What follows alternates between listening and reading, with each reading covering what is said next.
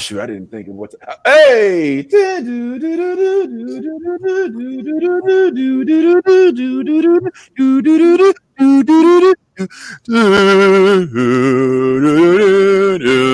the house of the dragon and his back and Game of Thrones and just and there's no Khaleesi because she already had a show and Jon Snow and all of that.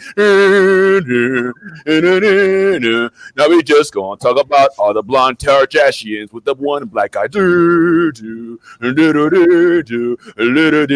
All right, that's enough. What's going on, everybody? Good morning. It's Saturday, as you already know. It is blur time, baby. Let's talk about some of this good old-fashioned geeky stuff that happened throughout the course of this week that we've been itching to talk about this morning. Hello, as well as catching up with the Blurs ourselves. It is me, the one and only Blurred Man himself. Vince Taylor, I'm a little bumped up. I ain't gonna lie, I had a little accident last week. We'll talk about it as well. I wasn't here. But of course, we joined by the one and only Tyrone, the man on the throne, Game of Thrones. We got Jasmine, always looking mean. She-Hulk, she green. We got Bad Ty, oh my, punch him in the eye. Nice guy. He growing a beard. Oh my. And unfortunately, I see it. Steph unfortunately couldn't join us today, but we do have the lovely Nolly in here to say what's happening. We love us some Nolly. And we is all here, man, to talk about some of this good old-fashioned blurred stuff. I ain't gonna lie, I got a different setup, because I did.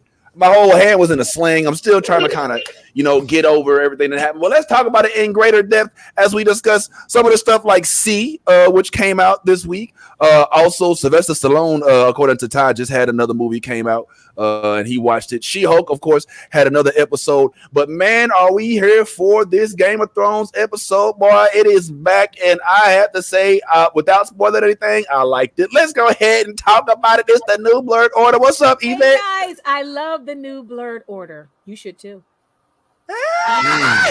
Whoa.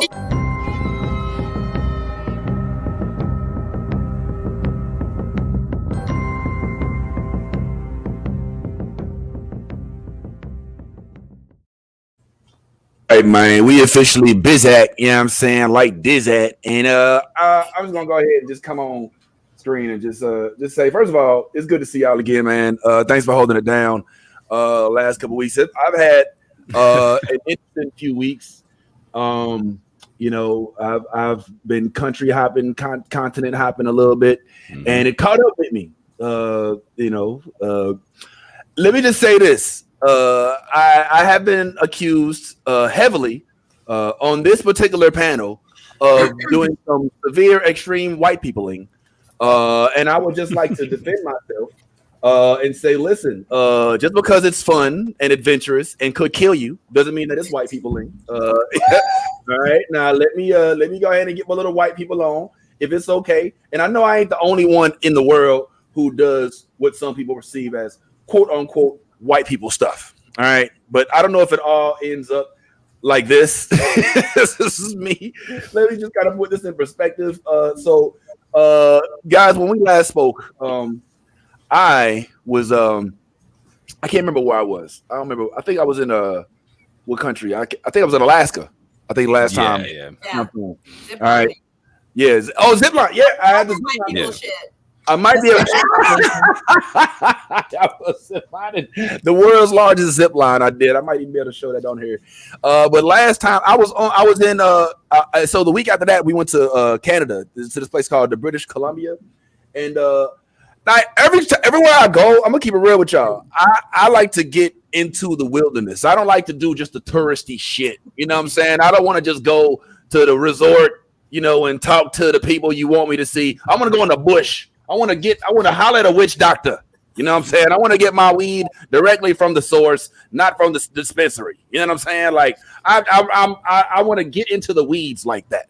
So we go to Canada, no exception, just like I did in Alaska where I rode around in the bike. I went and rented a bike. That's what I do. I rented a bike. But I was all on the gram with it. I taped it. You know what I'm saying? And, I messed around and I came to this place called Fisherman's Wharf. And Fisherman's Wharf is where I think the battle ensued between myself, my mouth, and Canada. I officially literally was riding down the street on this bicycle, which I don't know if y'all can see it or not, but I hit a speed bump and bam, this happened immediately. Now, you may not be able to see it, but underneath that lip, there's a chipped tooth. There's a bite that went all the way through my lip, top and bottom. And there's also, hold on, if you wait a second, I think I actually do show the speed bump that's the culprit. Here's me trying to make jokes while I'm in shock. It's like I'm sitting, there's the speed bump, there's the bike. Yeah, so this is how I ended up last week, heavily medicated to the point where I couldn't even make it onto the show. And I thought I was, even up to that morning, I was hitting up Tyrone like, man, you know what I'm saying? Here's the nice people. See, I want you to take note though. This is police work right here. These are actually police that are not trying to arrest me, ask me for my ID or nothing. They got me some assistance. They called the Canadian ambulance over, and the ambulance came over and didn't charge me shit. Of course, because it's free healthcare in Canada. All I asked them to do was not drop me off in front of the cruise because I didn't want to look like a dumbass. Because when I got off riding the bike and I come back in an ambulance, and I didn't want to misrepresent all of the comics. And then because you know what happens next, Tyrone, is they be like, because if I had said like, oh, I'm not going to perform, because I still had 2 more shows. If I had said I'm not going to perform, then the next thing would have been, okay, comedians from now on, no more excursions, no more bike, like that. Like they take it to extremes. Yeah. So I strapped all carnival comedians on my back, boy, and I went up there with half a lip, 1 thumb, 1 hand, and I did my show, bro. I got my laughs. I even still did my closer when I stood on my head and everything, and and I came home to finally start the recuperation time. So thank y'all for giving me that time, man. Sorry again that I do so much white peopling, but thank you, guys, for also offering your services. Any questions? So Vince, you had a mini Kanye West Through the Wire era. You were up there on there talking about gun by accident. Yep. Like you was yeah. That's all this morning getting dressed too. Damn. I'm in the studio right now. You know what I'm saying? We cooking up that track right now, bro. Through the fire, I done landed zip line wire, busted all for you. But I guess it's a whole thing. Yeah. So I had my Kanye moments. and in all honesty, like this is, I think, is this the? Yeah, I think I actually did. I did look a lot worse than I look right now. I don't even know if I really look as bad. Like honestly, when I woke up today, I was like, okay, this is presentable. But I looked like literally like cooked sausage. Like my whole face was just completely screwed. But I went and immediately started making jokes about it. It is what it is. I even put it into my little TikToks. So sometimes you just gotta, take a tragic moment and make it a little bit better or whatever. So now I say all that to say, Tyrone, I say all that just to say this. Tyleem, I have sent you a ticket to meet me in Alaska. I've already booked an excursion for me and you, electronic bikes. All right, no seatbelts, no helmets. We are going to reenact exactly what happened. Will you be down to go with me, homeboy? Oh, absolutely, because somebody's going to need to hold the camera when you bust your shit. Won't be me, sir. But I'm curious. Did I just see in that video? Oh my god! Did not even have guns on? Nah, they didn't have no guns. Nah, guns. Yeah.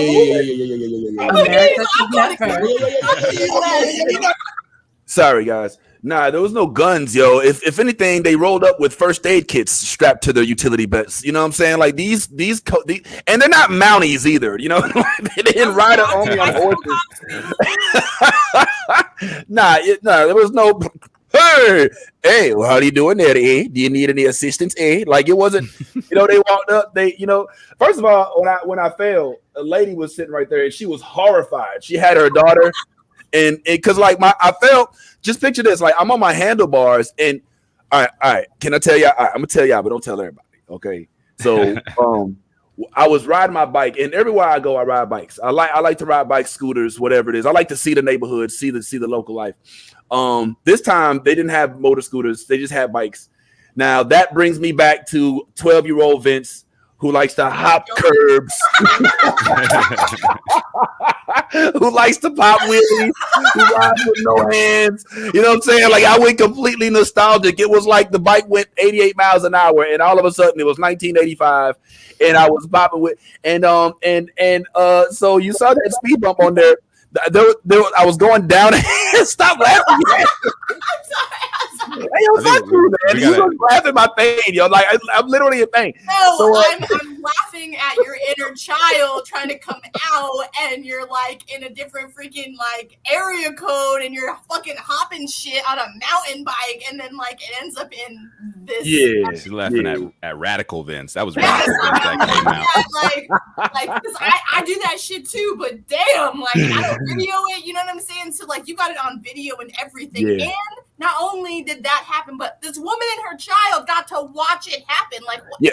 How? You know what I'm saying? Like, someone witnessed it. Like, I'm just. Oh man, I wish we could go back and like interview that lady and be like, so how did you feel when you saw this? Oh my God, yeah, that's a good idea. I wish we could, yo. I mean, actually, no. I'm glad that she's can't be accessed. She'd have been like this idiot. We saw because here's what happened. So we're going down. So I'm going to Fisherman's Wharf, which is just like a city. It's like a little town that's on the water. Like, you know what I'm saying? Just picture a little town on water. Like, And then and then like to get there, I don't know if Ty, do you mean to be off screen? All right, I don't know if you did it. Okay, all right. He's roll that shit like that. You're smoking. No, let me stop. You're muted this whole time. Hold on. Honestly, you know it don't matter. We ain't listening. Yeah, it doesn't matter. No. So I'm going downhill, yes, and I would ride my bike, you know, and so I go over the first. There's like 3 speed bumps. So I go over the first speed bump, and I was like, "Oh, speed bumps! I remember those." So I go over the second one, and I pop, and kind of jump over it. I'm like, "Yeah, you know, I'm kind of feeling my inner Steve-O, my Johnny Knoxville is starting to come out." So the very last one, which is at the steepest portion of the bottom of the hill, I like put all my strength in, and I'm like, root. And I looked up, and I was like, "Oh my!" Like it was like slow motion. I was like, "Oh my God!" Like I got a lot of hang time. You know what I'm saying? And I was like, "Oh shit!" You know. The bike started to kind of, you can't change in air, you know what I'm saying? So I was like, oh, an inner outer body experience in the literally, bro. Your ass was like up in the air, you know. First it was all fun and games, you know. The first hop was like, I got this. Second hop was like, okay, we're getting up. What's up? Third jump was like, fuck, I'm screwed. Literally in the middle of it, it was literally like watching an 80s movie, and then it's like you're listening to like 80s music, the sun's up, back, that, and you're going up, and it's like, and you're up in the air, and then you look, and then it's like it's slow mo, you're like record scratch. Yeah. And so I started going down, and this is the part that really hurt.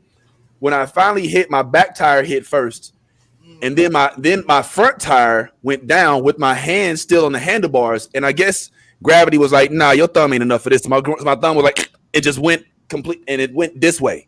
You know what I'm saying? So when I actually hit the ground and it came to, and the lady was like, "Oh my gosh, are you okay?" I was like, I think so. I was like, do I still have my teeth? Are my teeth there? She's like, yeah, I think you still have your teeth. I was like, okay.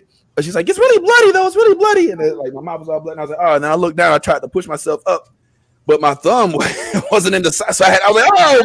And I had to like to push it back into its socket. Damn. And so that was like the nastiest part about Vince went to give a thumbs up, and it was like this.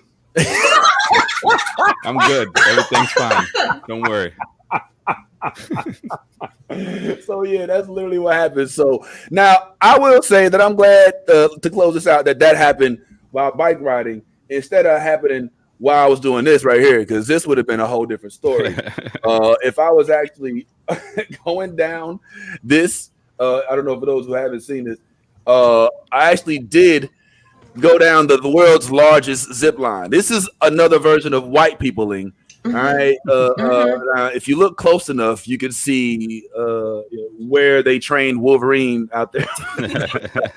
But yeah, so this is the type of stuff that I was into. So I get shamed for living life sometimes because every now and then, a little bump in the road may happen. But I stand by my decisions. If you want to see any of this content, stuff's on my Instagram or YouTube and all that other stuff. Now, having said all of that, good to be back. And of course, here with my brethren, so we can finally talk this Game of Thrones, which came on, it seemed like ages ago. I just want to real quick, man, I'm going to go around the horn hopefully we all saw it. I'm assuming Nolly saw it. Yeah. I'm gonna go ahead and just take this down. And when I take it down, I want y'all to give me a thumbs up. You got your zipline video. Uh-huh. Or no, it's Bad Tie, whatever Bad Tie has. Oh, he's still. Okay, he's an asshole. All right. Now, so I'm gonna pull down this flyer, this graphic, this overlay, and just give me a thumbs up, a meh, or a thumbs down as to what you thought of the episode. Let's go ahead and do our reveals in 3, 2, 1. Oh, my bad. I don't know what that's up there for. That ain't me. Hey, oh wow, we all the way around the horn. Bad Tie, you're muted. Yeah, I was trying to show what happened. Okay, I get it. Yeah. No problem. I'll stop. Yeah, you ruined it. I was gonna say let's just see it because we're it's too late. You ruined it. You can't get your sound straight. Like you got your own. You should know how to do this stuff by now. Anyway, I do. we all gave a injured thumbs up to the House of Dragon. I've got a rising thumb. It's not up. It's a rising thumb. Okay, so it's not all the way. It's there. I like how you're not optimistic about this. It's a half thumb. It's like thumbs up, but from the side. I got a semi thumbs up. All right. Well, let's start with that. So Tyrone. So a partial thumb. Wait. We didn't get Tyleem's. Are you doing both thumbs up? Absolutely. Enthusiastically. Okay. This is so weird.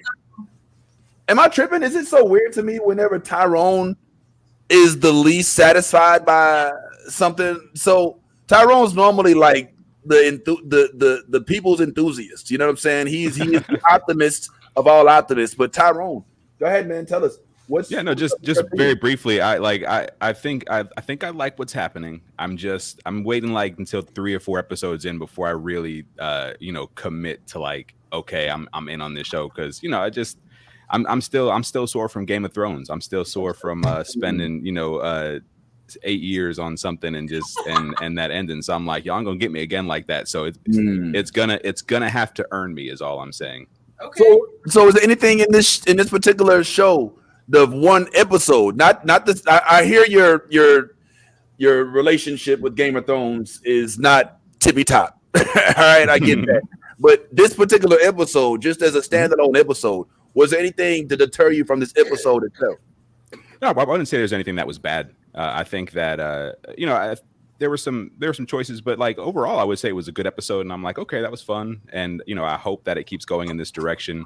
I think the only thing that kind of made me wince a little bit because I was over there trying to forget about old Game of Thrones stuff. I'm trying to be like, all right, I'm with the Tardashians, as you like to call them. That was so funny. And I want to be in this world right now. I want to be with these people.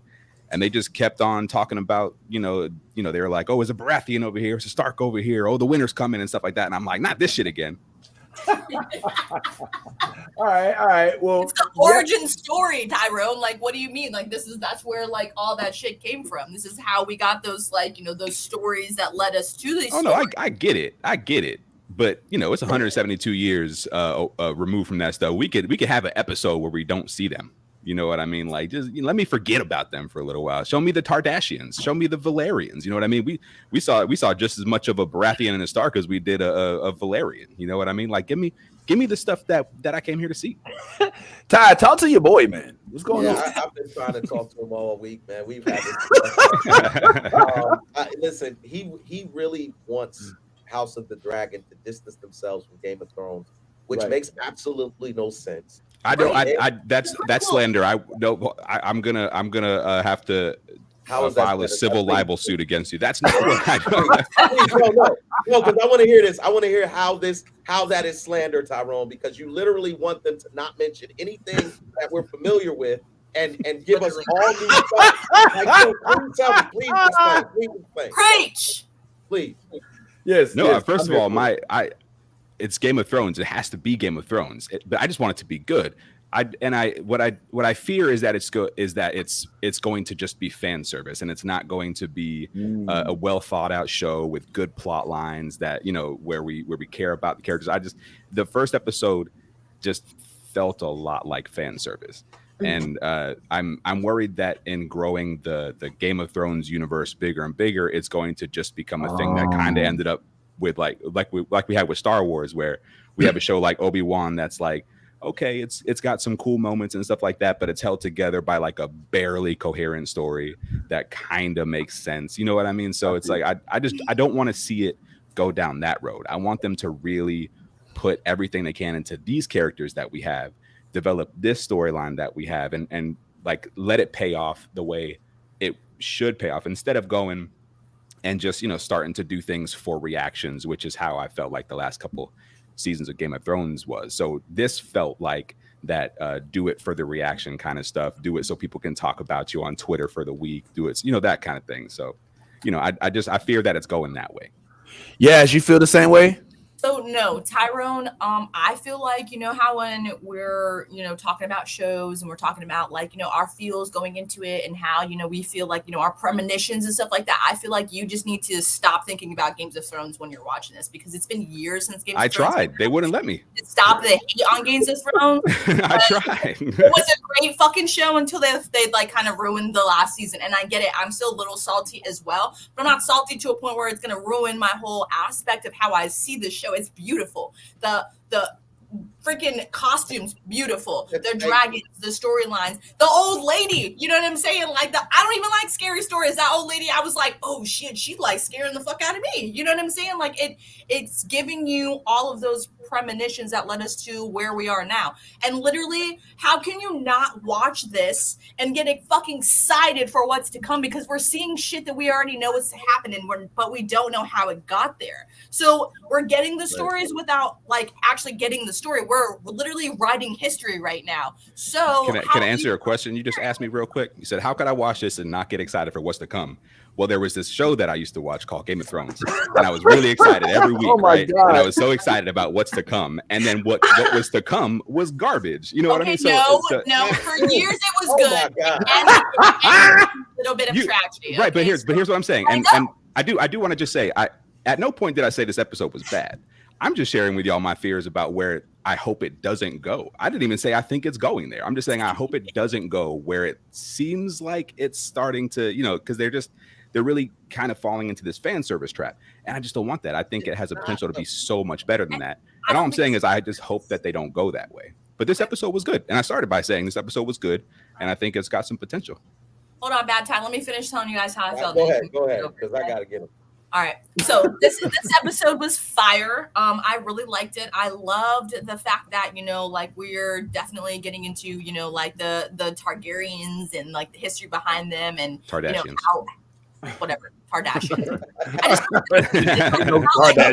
not like off the tongue, so it sounds funny. It's just like I'm messing with Vince. I know. Kardashians. That's fucking hilarious though. Yeah, but I just like the storyline. You know what I'm saying? Like the king, literally, he's like killing his wife just to get, you know what I'm saying, his child. It's kind of crazy. So I don't know. This story, it got me super excited for what's to come, because now we are going to have a potential woman king that's, you know what I'm saying, hasn't happened. So I want to see how we didn't get this. You know what I'm saying? Like, so I don't know. This storyline gives me a lot of hope. I'm definitely excited to see where the brother is going to end up and how his storyline is going to take over. That's my biggest like excitement, because I mean, he looks very familiar, just different. So I don't know if anyone has picked up those little details, and you know what I'm saying, like from the Games of Thrones series, but he's a prominent character, and I cannot wait to see what happens and how he becomes his prominent character. So yeah. Take that, Tyrone. What say you, Ty? Did I get attacked with something? No, I got a good bit to get off my chest, because I've been listening to Tyrone with all this blasphemy. First of all, it's barely blasphemy. Hold on. Get to him, man. First and foremost, you said Game of Thrones was a bad show. No, I never said that shit. He did. He totally did. He did. You just said that. I said no. Time out. Because y'all no. Because y'all take words and then add new words to shit. No. Time out. I said there was this show that I loved called Game of Thrones, and I was really excited about what was to come, and what was to come was garbage. It was a bad ending, was what I was saying. Well, no. You can't. Hold on, time out. Let me finish because y'all ain't gonna stop this. Yo, at the end of the day, you cannot say garbage and call the show garbage and then come back. I didn't call the show garbage. You did call the show garbage. No, he didn't. He said what happened in the show was garbage. He liked the show. What was to come. He didn't like what happened. Allow me to clarify. What was to come was garbage, meaning the ending was garbage, which I would think we all pretty much agree with on Game of Thrones. Okay. The ending of Game of Thrones was garbage. All right, Tyrone. I'm fine. We agree that the ending was garbage. All right, but you're totally disrespecting the first 5 seasons of that show. No, I've given them the love that they deserve. I've given them, and I heard you heard me out Wednesday. Give them the love that they deserve. Okay, we ain't hearing it right now. No, hold on. I see where you're at, Tyrone. Yes, thank you. Because at this point, what he's saying is, I would like to see them have their own identity. I would like to see them not talk about the things that we saw in Game of Thrones, because in the end, it all ended up garbage. But everything leading up to that was masterful.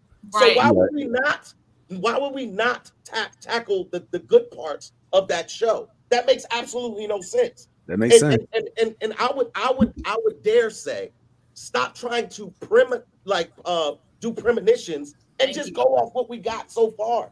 At this point, the show itself, everybody out there except you, Tyrone. They like look on every critics list, every Rotten Tomato, everything. Everybody loves this show, but you. You are the only one with a flaccid thumb. He's not. Yo, he didn't say he hated the show, bro. I never even said it. I said I liked it. I said I'm worried. Now let me address. I want to address what you said. So, if there's 5 seasons of this show, and then the last 2 or 3 seasons are garbage, do you consider the show a success? What I'm saying is I'm liking where it is now. And I didn't say I think it's going to be bad. I'm like, I hope it doesn't end up where. So I'm not even making premonitions or predictions or anything. I'm just saying I hope it's good. Tyrone, that's all I'm saying. The last 2 or 3 seasons were bad. The last 2 or 3 seasons of Game of Thrones was bad. In my opinion, the last 2 seasons of Game of Thrones. That's why I just said he's on an island by himself. He is. He's on an island by himself. Yeah, you are kind of. Try watch this like you watched Mandalorian. You didn't have any. Look, I know how to watch TV shows. I promise. You're so in your feelings about it. You guys are the maddest people here. I'm not even in my feelings. It was a good. We don't need your help in a second. Nolly's quiet. I want to hear what Nolly got to say about it. Yeah. Okay, so I get the Game of Thrones bitterness, 100%. I went into this because they already canceled the other prequel show. Like they filmed the pilot and then they dropped it. And so I was already not holding my breath.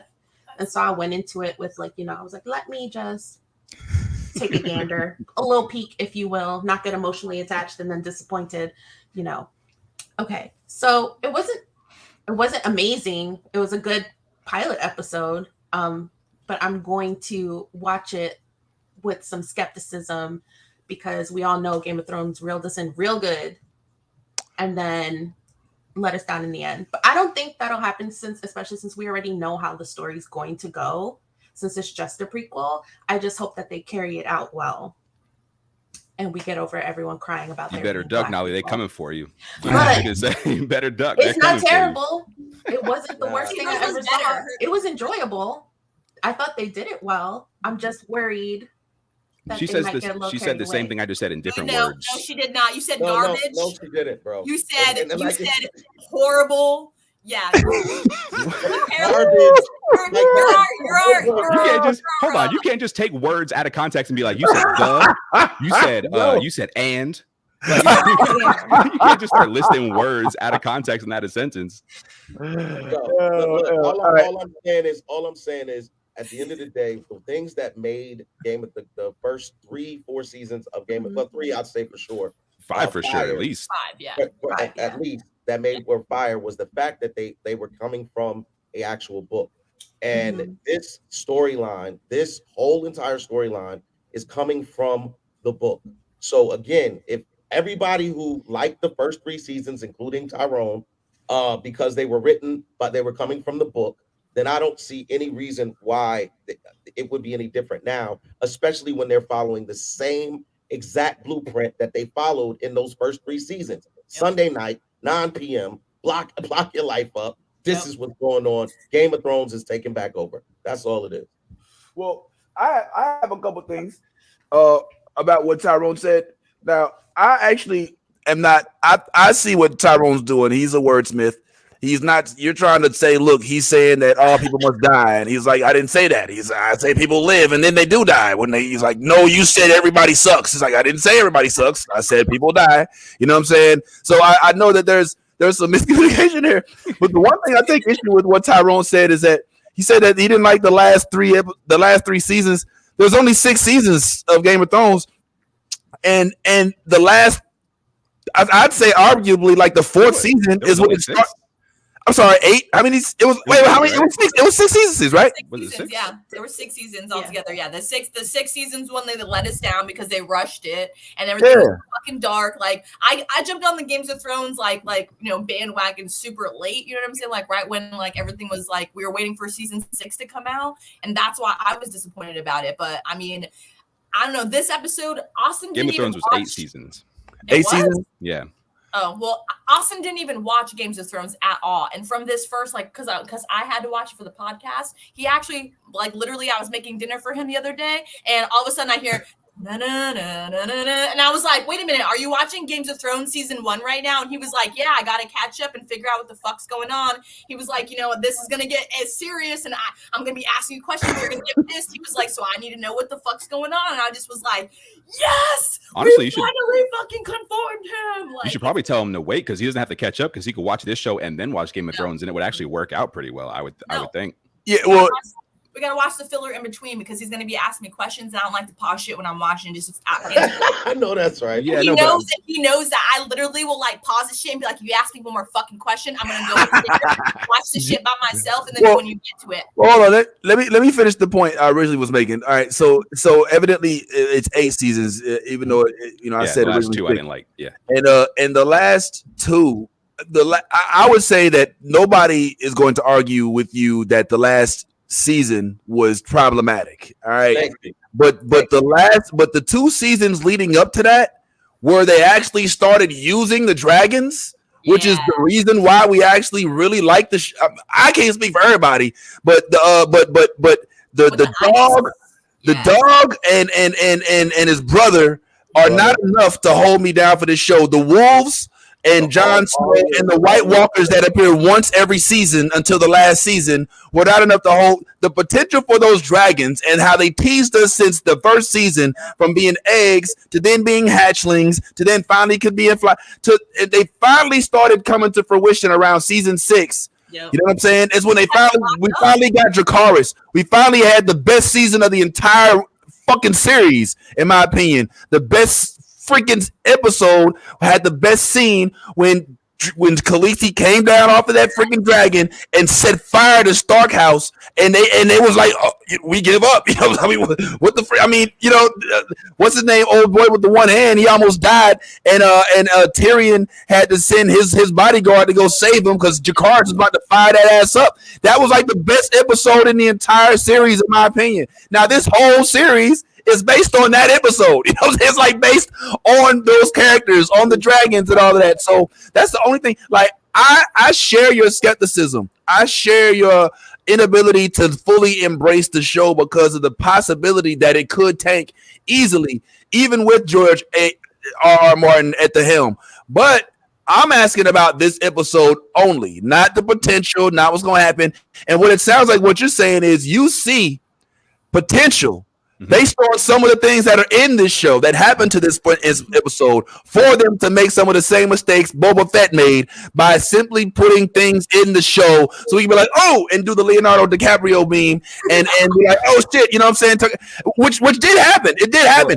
Yeah. I want to clarify. I think it has potential to be really good, but I worry about some of the fan service stuff. I hope that they don't go too into that. Maybe it was a first episode thing and they're just wanting to like, get people on board or whatever. But I hope it doesn't just become about fan service. And real quick for me, I like the dragons are cool and stuff, but like for me, the meat and potatoes of Game of Thrones is like the politics, the social issues, things like that. That's where Game of Thrones really shines for me. Just wanted to put that in. I mean, you didn't enjoy the jousting and that whole it was cool and shit. You know what I'm saying? Like that was a whole like epic fucking scene. Like I was like, wow. Yeah, it was cool. But like if I'm gonna watch a lot of something, I want the story to be like real strong. And they have like some potential. Like Matt Smith, the guy who plays Daemon Targaryen, he's killing it. Like he's he's fun to watch.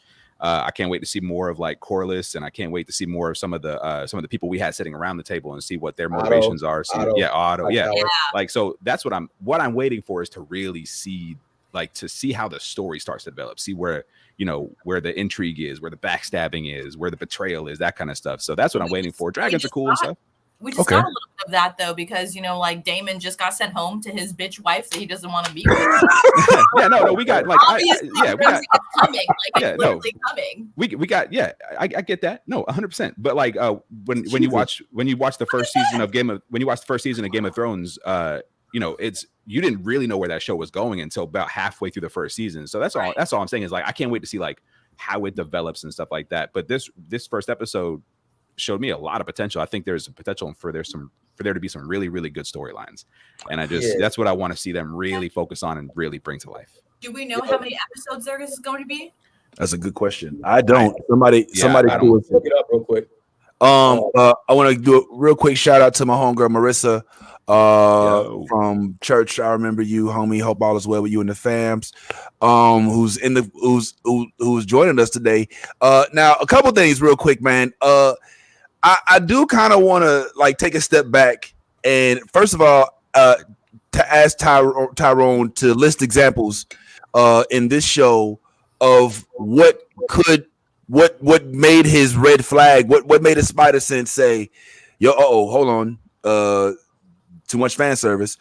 Second of all, I'd also like to talk about what happened in this episode, because one thing that is true to Game of Thrones culture is that you watch the episode and you're like, all right, you know what I'm saying? Like, all right, wait, what just happened? Like, you almost have to watch almost every episode 2 or 3 times to really get all of the shit that they put into an episode, right, Nolly? So real quick, Tyrone, could you just hint us in on what was potentially going to end up ruining the show? What fan service you identified, homeboy? Well, again, I'll take it back to the bidding. So as I'm sitting there and I'm in this show and I'm like, I'm like, yeah, let's get into this. They start talking about the winter that's coming. And now I get it that's a thread that continues throughout the whole thing. But to make that something that they start to harp on in the first episode of this show, after like when the winter came for all of us, when we watched Game of Thrones and the winter finally did come, it was kind of disappointing. You know what I mean? So that I'm like, when I heard that, I rolled my eyes and I was like, oh man, I hope we're not going to be talking about this the whole time. Because wait, let him finish. Oh no, because like that, yes, is ready to pounce. Yes, yeah, no, just for me, because that idea of this crazy winter, this ridiculous like big event that's going to be world changing and stuff, that carried us through a lot of seasons of Game of Thrones, because we were waiting for that moment to come, and it was like, damn, this is gonna be a crazy moment, and then it was like, all right. So if I hope now they're going to have to talk about it because it's part of the lore of Game of Thrones. I understand that.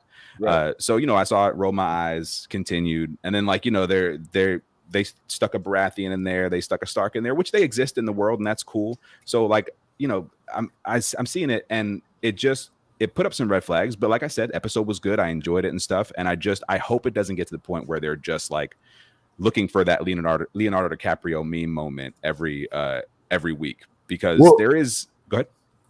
Are there any other examples? Oh, those are the ones that I saw that threw the red flags up for me. So them saying winter is coming.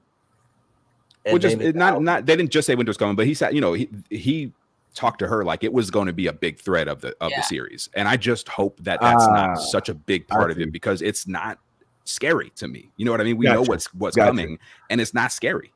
That I understand. That I could understand because ultimately, spoiler alert if you didn't watch Game of Thrones, but the White Walkers didn't prove to be didn't put up as much of a fight as I expected them to. Right. Hashtag go Arya.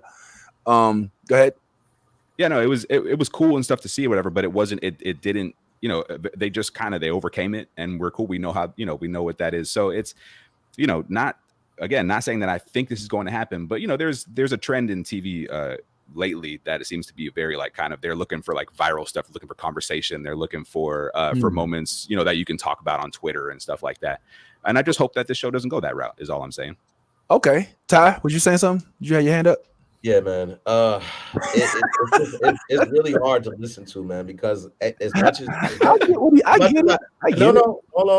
As much as I love Tyrone, he's wrong here on so many facets. How's he wrong about his opinion, though? I mean, it's... I mean, I mean, that's my opinion. He's wrong. Anyway, back to what I was saying. You know, like my biggest thing about everything that y'all are talking about as far as disappointment here and disappointment in there. I don't necessarily agree that the whole White Walkers thing was disappointing. I think through the couple of episodes or three or four episodes that they went through that whole attack, a lot of people died in that whole thing. We lost Khaleesi's main man, what was his name? Jorah. Yeah, we lost him. We lost a lot of people in the midst of the White Walkers attacking the what was that? Stark Castle? Was that where they were at? Winterfell, yeah. Winterfell, yeah. Yeah, so we lost a lot of people. Like they were the White Walkers were killing shit. They were killing everything. So this idea that they didn't come, like it was like, yeah, Arya. We got to remember we went through 2 seasons of Arya training. Like motherfuckers are like kind of. I feel like there's disrespect a little bit on Arya's name. By the time Arya came back, remember she could beat everybody. Mm-hmm. Like at that point, like when Arya came back from her training, she literally could beat everybody. Yep. The dog, whoever it was, she had a list of people she was going to kill. And she killed them. Yep. Like so, all right. When I hear like it was like a little disappointing because that scene where Arya caught the knife. I don't care who you are. If you watched Game of Thrones, that scene will go down in the history of your brain for the rest of your life. When she dropped that knife, caught the knife, and stabbed her, we was all like, "Oh my god!" Like, yeah, Drake even talked about it on the award show. Remember? Yeah, shit was nuts. So I lost, look, see, I got so excited, I lost my but like when that happened, as a fan, we went crazy. Mm-hmm. We went crazy. Like people were talking about that. Yo, did you see what Arya did? Like it was something that I felt like was made a lot of sense and really kind of pushed the show in that season. Now, of course, moving forward past that, there was a lot of disappointment from that point on. But what I want to make very clear is they spoke about this in Game of Thrones, that this had happened hundreds of years ago, and that this could possibly happen again. Yep. So that the winter that they're talking about, we know about it in Game of Thrones. Like it actually happened years ago, and all of Westeros had the thing, and they lost dragons. They talked about all of this shit. Yep. But we don't remember it because Game of Thrones is so far gone from us that we don't remember that they talked about it in history. No, they Targaryen. We've heard that name before. Yeah. Oh no, absolutely. Yeah. And I do want to just clarify that they talked about that winter, like a winter that's like never thousands of years, like in the past, like not like 100 or so years in the past. Right. Like we're not going to see that again. Like we're not going to see a winter like that in this show. They're talking about like the one that we saw in Game of Thrones. But like, when they talked about this winter, it was like it kind of in a way it was like the way we talk about climate change. It's like it happens, once, in a millennia kind of deal, you know what I mean, and really messes people up. So that's it wasn't so much like, hey, remember when this happened last time? It was more just like we know that there's something coming because the history has told us, like that sort of a thing. Okay. Well, At this point, we don't know what's coming until it comes. But like I'm here for it either way. But the reason I said what I said is to basically put light on it. there it is. Oh no, he's reacting to the video. Go Oh, ahead. sorry. I just relived that moment, that freaking Arya moment, bro. That joint. You right, man. Yeah. That was epic as hell, yo. I mean, this is basically the moment when. But this is what I was kind of talking about. Like, you right though. You did. You succeeded in putting me in my place there, because that is not just some chick who just happened to get it right with the Snow King, Ice King, whatever the fuck. That's like a lot of trained, like she just anybody couldn't have just did that. So you right. I guess the disappointment for me comes not with Arya's development, but with the lackluster way that they provided us a screen-worthy battle. Don't get me wrong, I enjoyed seeing what happened with Arya, but I feel like it should have happened over a greater period of time. This is 8 seasons now that we've been afraid of these beings. And, even though Arya worked her way up to it, it felt like it should have been a more Vader versus Luke dramatic ending. Even though that, it was one of the plot lines. Yes, what were you saying? I agree 100% with you, Bad Ty. Like 100%. Put some respect on Arya's name, because no lie, she's the whole reason why everyone didn't die. So that's all I have to say about that. Literally, the whole reason why everyone didn't die. And you have to remember too. I like Games of Thrones because of the Easter eggs that they throw inside of this to like lead you to where we're going to, get to. Like, I get that you're skeptical, Tyrone, and like we are all skeptical about where it's going to because of the Easter eggs. But I feel like the pivotal people inside here, like Daemon Targaryen, and knowing, you know what I'm saying, like eventually that he's going to be someone that's very, very important in the whole Fire and Ice story saga and how it moves on. I think that this was the right way for them to lean us back into falling in love with this series again. And I'm ready, and I can't wait to see where this is going to go, because no lie, I already get really great, strong vibes from the first episode. And I'm so excited to see the growth that they're going to make up from fucking us over in Games of Thrones. That's what I'm looking forward to. You know what I'm saying? Like the ending wasn't that great because they rushed it. On this one, they've had lots of time to make up. We are obviously going to get an epic Fire and Ice, another story, because we have fucking 10 dragons now. You know what I'm saying? And winter is coming. So you're going to get an epic ending story like no other. And it's going to be, it's probably going to be like one that it's Games of Thrones style. We're definitely going to be talking about it. You know what I'm saying? So that's what I'm looking forward to, is what's going to happen at the end.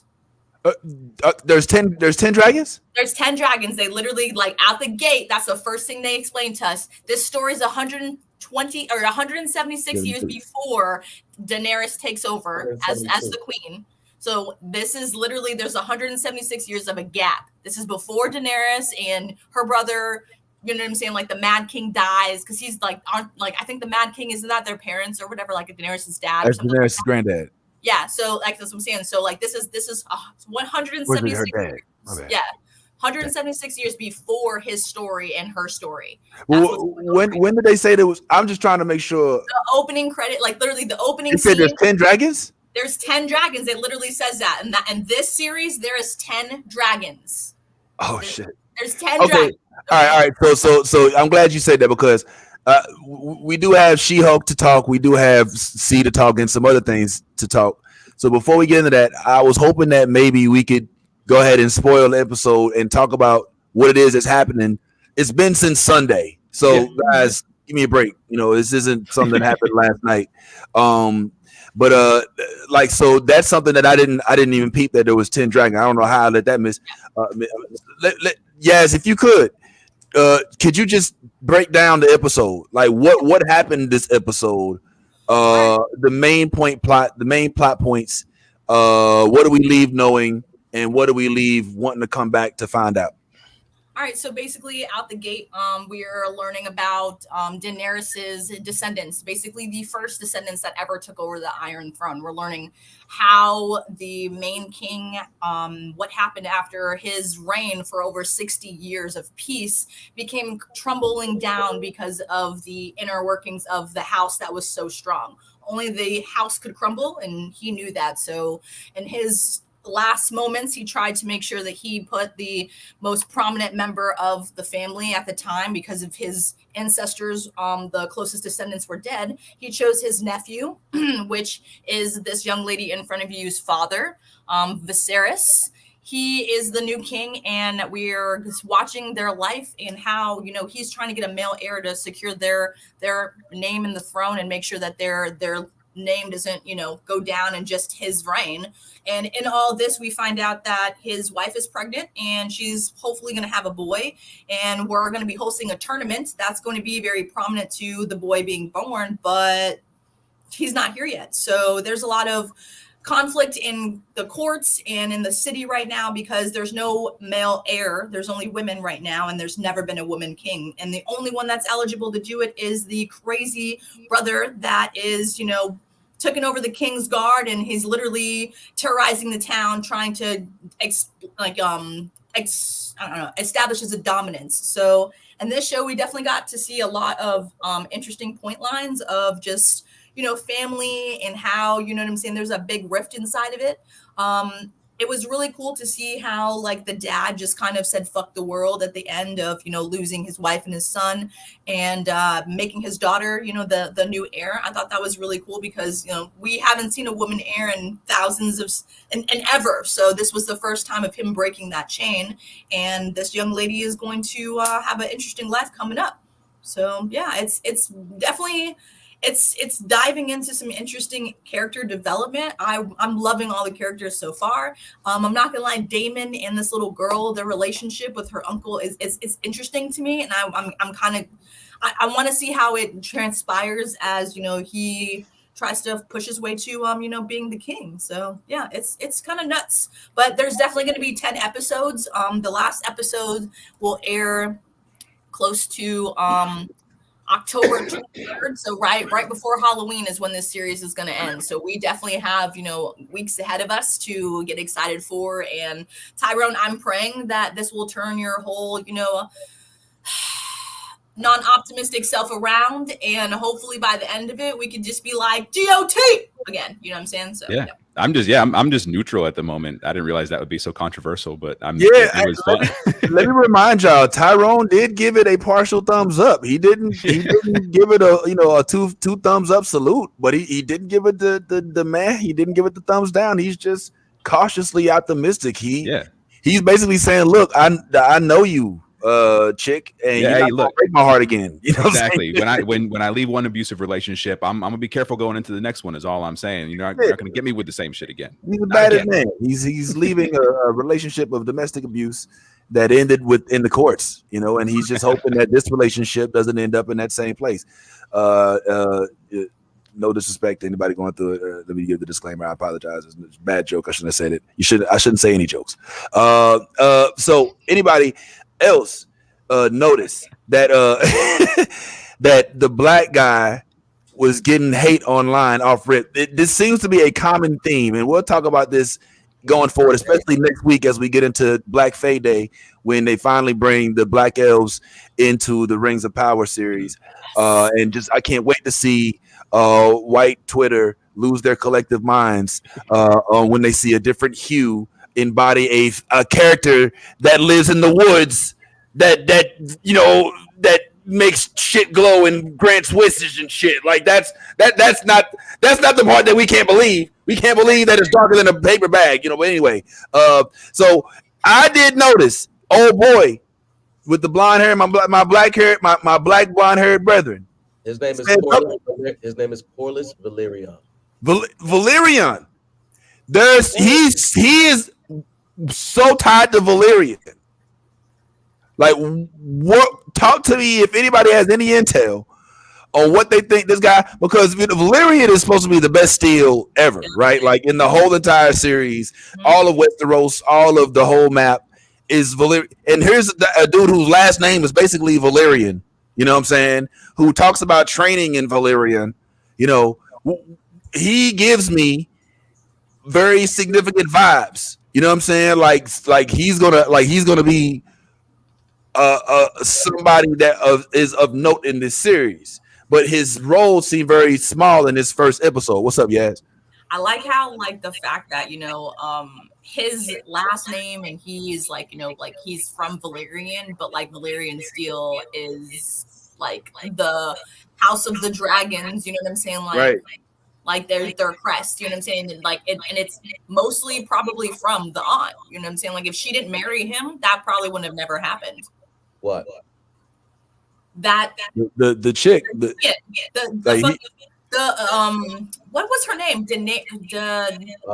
Her name also starts with a D. Yeah, actually, the older, like the older the daughter of his youngest son or something like that. That was the actual rightful. She's the rightful heir. Rhaenys. Rhaenys is the actual. She's the actual heir to the throne. Rhaenys, but yeah. because she was a woman, she was kind of stepped over by but Viserys. But the thing about Valerian and his family, they're actually the oldest family in Westeros. They were actually there before the Targaryens. That's what I'm saying, though. That union is the reason why, you know what I'm saying, like Valerian steel is part of the House of Dragons. Okay. I see what you're saying. Yeah. So like they're unionizing all their houses. That's what the whole story is about. Like unionizing the houses, combining the houses to make a powerful. You know what I'm saying? So how do you that's an important thing for me. You know what I'm saying? When we figured out what his name was. You know what I'm saying? Go ahead. Well, actually, what happened was, the Valerians were fierce warriors at the time. They were the most, like the most fierce and most successful warriors in all of Westeros at the time. What happened was something happened within their civilization where they started dying or they started killing each other. I don't know what the actual history of it was, but they started to die out. When the Targaryens came over to Westeros, they basically took over power because the Valerians were weak at that point. So I don't know if this was like what you're saying, Yaz, if this was a play for power on Corlys's part, to try to unite the households. But the Valerian crest is a seahorse, so they were like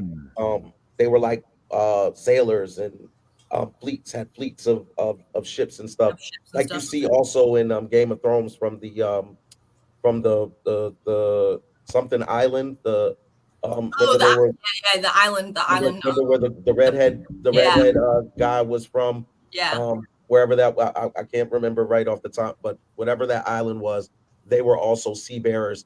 You can see his crest on the front of his thing. Yeah, it's a seahorse. It's a seahorse. So it's definitely Corlys. I do believe is going to play a major part in this show, because I feel like Corlys believes that Corlys has a right to the Iron Throne, because Valerian actually was there first and held the Iron Throne for so long. So I think he really feels like he has a play. His wife obviously feels like she has a play for the throne, because she's the rightful heir. So it's going to really be interesting to see how this all plays out between the Targaryens, the Valerians, the High Towers, because that's what this show is all about. Just like Tyrone said before, the politics. That's what Game of Thrones is all about. The houses and what goes on for the everybody trying to vie for the throne.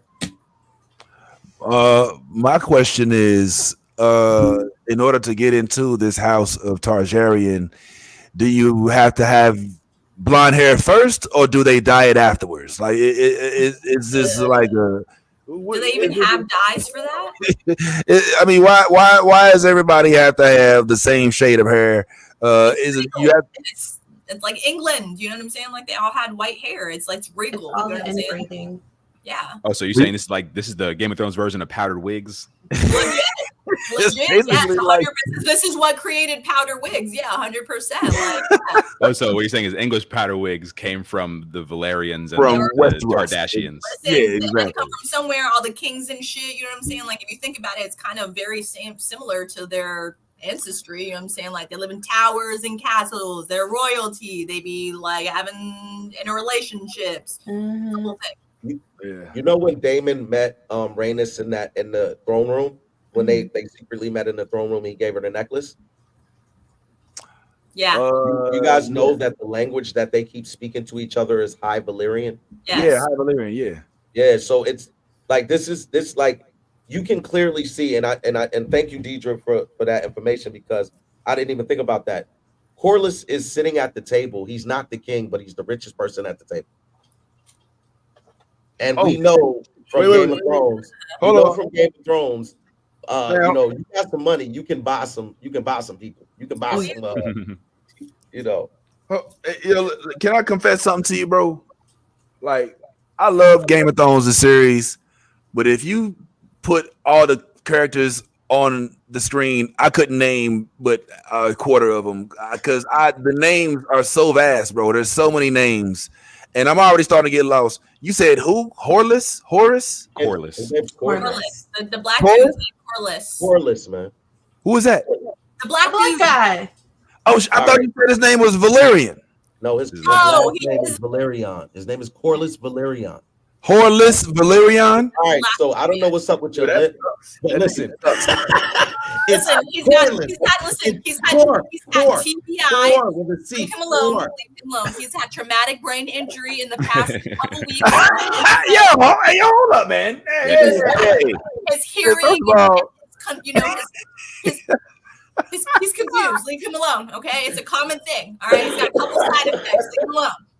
all right. True. I I'll send you a post. I did suffer a mild concussion or four. Traumatic brain Yeah. injury. I'm It just is saying. true. I'm still here. man. Corlys, I need you to know his name if you don't know nobody else's name on the entire Okay. show. Corlys. He's one. Corlys. I'm sorry, Yeah, real quick. we're rooting for Corlys every week. All right? I got a real So- quick shout out Dark Secret for the Sister Act reference. That's a great reference right there. Thank you for that one. Thank you. Oh my god, that was so great. AKA Also, the Dark Beast Secret, Man. thanks for Thank welcoming me back. Yeah, what's up, Dark Secret? What's up, Deirdre as well? We got thank y'all for joining. We appreciate every single person, no matter how long you pull in, man. I do want to say we love to make our YouTube would be more consistent. So make sure if you're watching on Facebook, make that transfer over to YouTube so that it doesn't matter whichever when some of us aren't here, it doesn't matter. You'll always be able to see us on YouTube. But yeah, just to kind of wrap up the Game of Thrones talk to get it a little bit more into what's That up? shit You was wanna talk about nasty. The That's a wound really on the good question. back. And that wound on the king's back is coming from the Iron Throne. Yeah. We've noticed that the Iron Throne is probably I would think that rust it probably has something to do with rust, and it's infecting. So he's been sitting on the Iron Throne, and little pieces of the Iron Throne have been piercing this man's skin. Is that real? And he's Yeah. now, yes, He that gets thing cut. on his back. That's when he remember when they showed that little thing and they were like taking the nasty goo out of it, and he's like, "Oh, it's just a wound from the throne. He's from sitting on the goddamn throne." He's like, "Is it healing?" He goes, "It's getting bigger. We should send it out to the Citadel." And they said, we should cauterize it." Like, no, bitch, get this shit out and then cauterize it. Like, you're gonna like infect him and like. You see, like I completely missed that. I saw it. They were scooping the shit out of it. I mean, I saw it happening, but I didn't get that was the significance of it. You know what I'm saying? Like, what is that supposed to mean? Like, why is he sitting on? It's significant because the Iron Throne is killing people. Yeah. Like it can literally kill you. That's If you why. sit on wow. it, it cuts you. It Like, can, he cut his it'll- finger. See, Yeah. This is why we gotta see. Oh my God, I love y'all so much. He got another cut too. Yeah. Right after that, it showed him sitting on there, and he was sitting there, and he was yelling at his brother, and then he got a little baby cut, and he was like, "God damn it!" Now that shit is dangerous as fuck. You know what I mean? It's a throne of swords, sharp ass swords. No one thought to dull them shits out before. I mean, they you could use. just get an animal pelt, put a dragon skin on that shit. You know what I mean? Y'all ain't Like, never heard of pillows? Fuck. Get a die wolf and throw that shit over there. And oh, what the fuck? You know what I mean? Like, shit. Anything. I mean, how the show called House of Dragons and you ain't got no dragon skin nowhere around here. Right? I mean, one dragon had to die at some point. They should be looking real fly. Yeah, Right. they should be looking so That good. should be a scale fucking throne, not a sword I'm throne. saying, how you got dragon skulls but no scales around? Right. Yeah, you know what I'm saying? And Bro, you know, I'm sure that you know what. I don't know. I was trying to join in the I'm still a little lost. I'm like, yeah, man. David had like dragon scales on his jousting shit. They couldn't put on the fucking throne. You know what I'm saying? Yeah, man. His horse even had that shit on him, like all like looking tough and shit during the tourney. You know? Exactly. But Damon's armor when he was doing the games though, that armor was sick. That was fire. Hell yeah. Oh man, That shit was fire. oh man, was it? Yo, the fucking the cheap shot to the fucking king's son though, when they were jousting, when he threw the damn stick at this fucking horse's feet. Yo, that shit was nuts. Up. That dude took a header. Yo, I like how sorry. Go ahead. I was gonna say I like when the horse got up, the crowd cheered like they were at a football game. And they're like, And then they're like, "Oh, he's still laying there." Shit, damn. Yeah. First of all, you alluded to this earlier, and I know you want to move on to the next thing, but you alluded to this and you didn't actually touch into it because I know you wanted to talk about the behavior of Damon when they went into the city and they cut off. I know that's what you were alluding to when you was like when you watch some stuff and you're like, oh, They were did I castrating just see that? It's like, yeah, they did. They went full on in. They cutting off balls off Yeah. the first episode. You know what I mean? Like we're talking about full on grotesque smash faces. This is all what we got in Game of Thrones, so none of it should be, foreign at all. Hell yeah. You know what I mean? It's probably gonna get worse before it gets better. Well, I mean, I actually I kind of like that. I like the fact that you have no idea where it's going. That they'll go there. Like I mean, we're spoiling. All right, so just in case if anybody didn't know already, I think we have a spoiler. Got an hour in spoiling this. We're spoiling. Yeah. Oh, my bad. Oh yeah. Whoops. All right. My bad.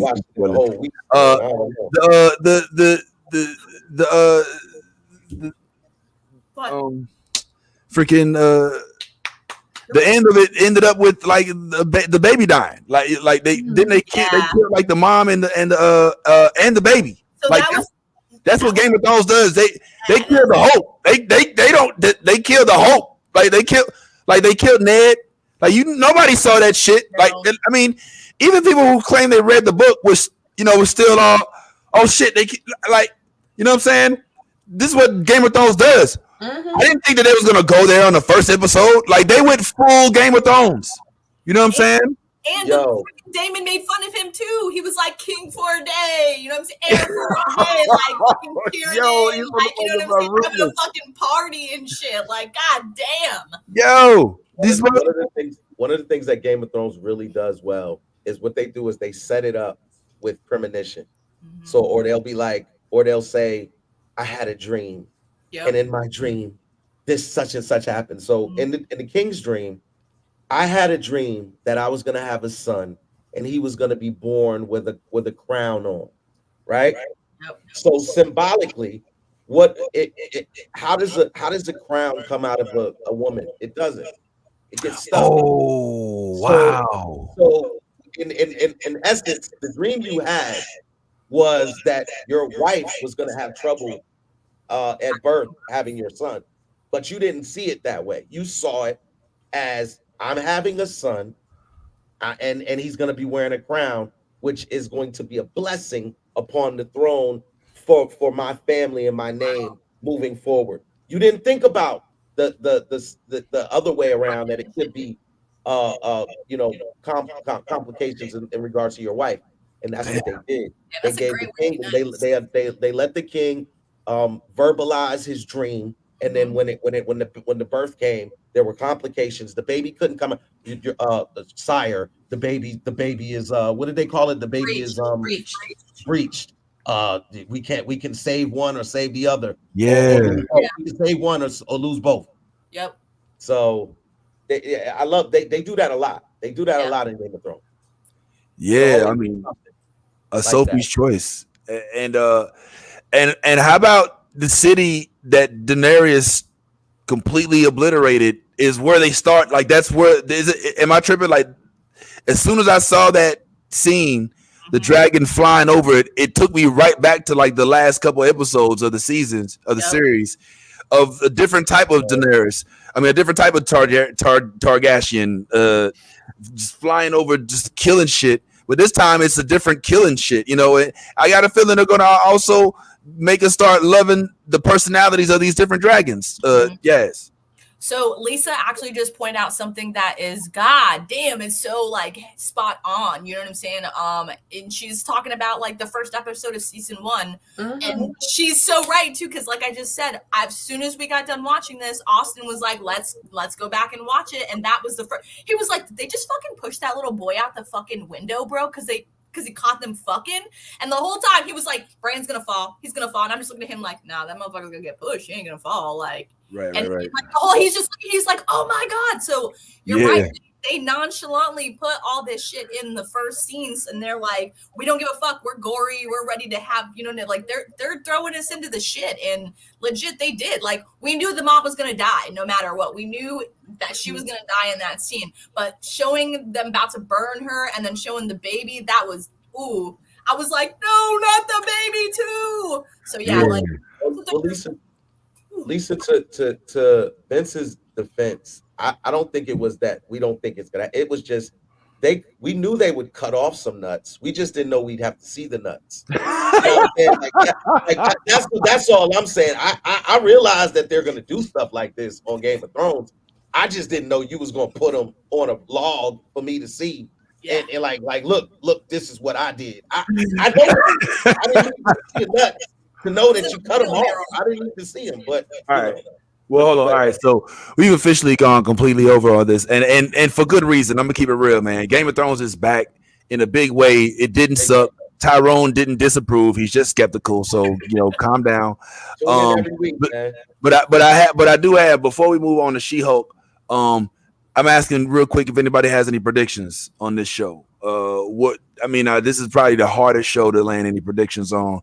But what say you that we have to look forward to? Yaz, you have any predictions? Of course I have predictions, but I feel like I'm gonna ruin it if I say it. Hell nah, say that shit, man. Well, hold on. Unless you have inside, if you've read, I don't have inside. It's just like it's literally like from watching this first episode, I am already seeing how this shit is gonna end, and that's why I'm so mad at Tyrone, because I'm like, nigga, you don't see this shit. You don't know how to think. So yeah, and it's just like, I'm trying to be like you, like no, it's oh my god, it's so epic. I'm excited to see Damon's arc. How about that? I'm excited to see his arc into him becoming a fucking villain. I am all here for it, and I'm ready. I'm sitting back and I'm ready with my my popcorn, and I'm Michael Jackson eating that shit. Ready. Yeah, Ty, you got any predictions? Yeah, I'm just gonna say it. Damon is not the villain. I'm just put that out there. I'm just saying. I don't think I think people want Damon to be the villain. Okay. I don't think Damon's the villain. I think Otto is the villain. I think Otto is the one that has Otto Hightower has high aspirations, and I think he's the one that it's always the hand of the king. You're right. It's always the hand. He did send his daughter to go. Yeah, it's always the hand.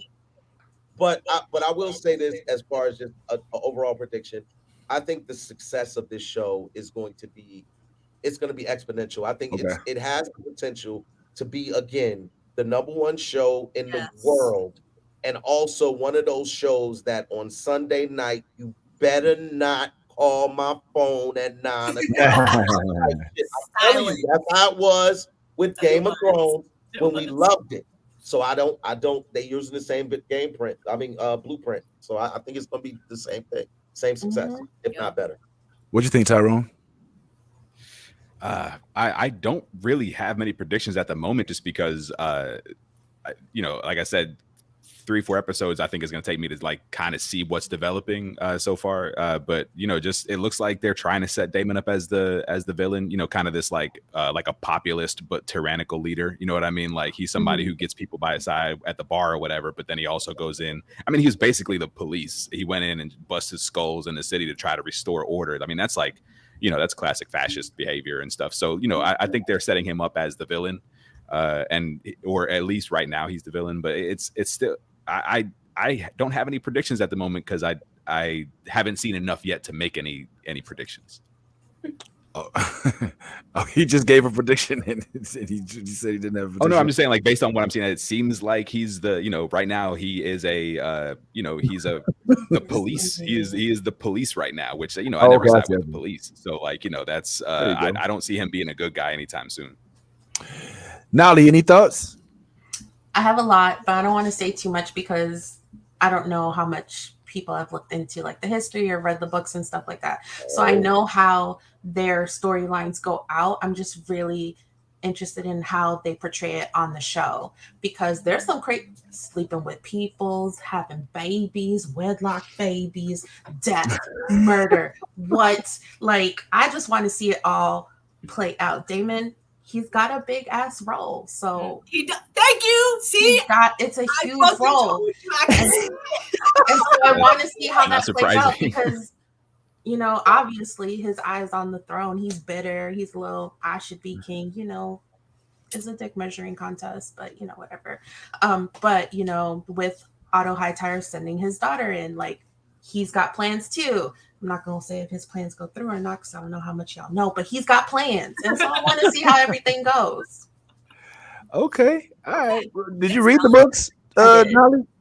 So you already know what happened? I mean, in the books and everything? I know who had babies with who gets married, who gets murdered. I know the dragons is crazy. Pay attention to them. They all got cute names too. Like one is named Dreamfire, but I would not call it a Dreamfire. That's a monster. It's a dragon. Oh wow. Okay. Well, so far we got Caraxes and Cyrax. Right. Now, the last question I have for the expert is I thought Dracarys was the name of the dragon, and it's not. So Dracarys is a command. Dracarys is fire. It's like it's fire. That's what they mean when they want them to like. Yeah, it means cook his ass.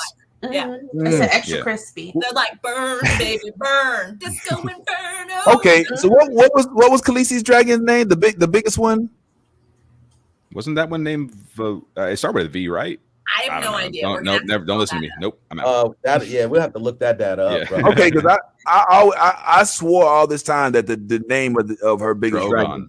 Thank you, Lisa. Drogon, yes. Drogon. Okay. Woof, man, I love the comments. All right. Yeah, man. That's what's up.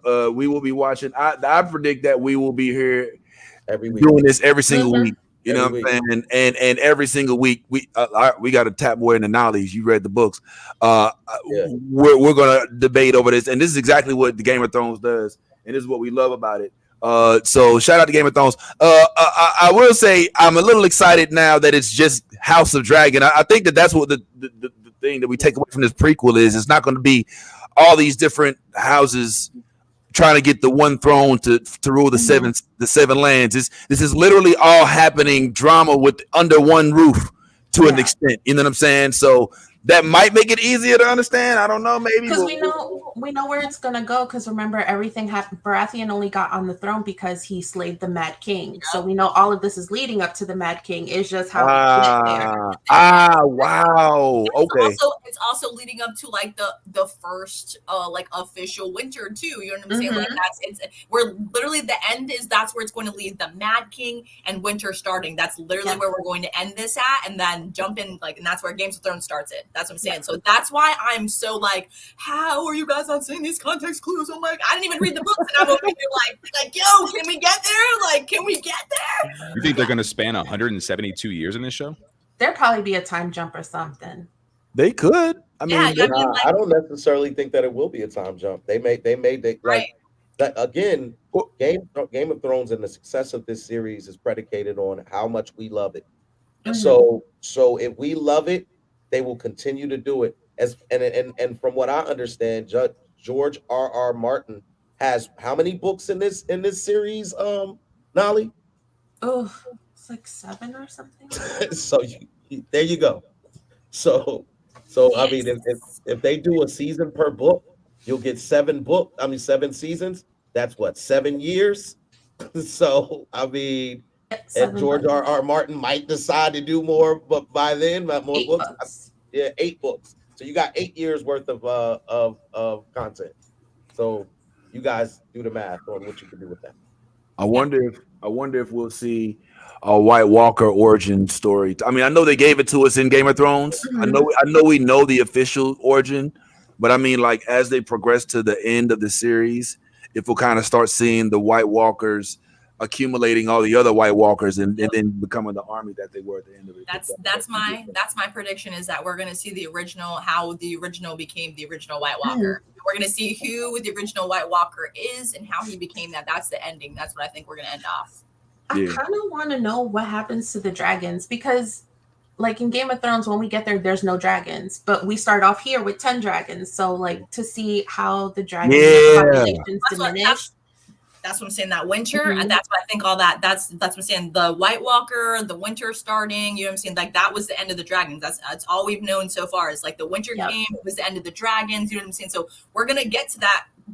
Like at the end, the last episode is going to touch on all this stuff that we have wanting. You know what I'm saying? Questions for that led us to the new one, because this is the prequel. They're not going to leave us like, oh, by the way, we're just jumping into the new one. You know what I'm saying? Like obviously they're going to leave us off, and we're going to be like, holy shit.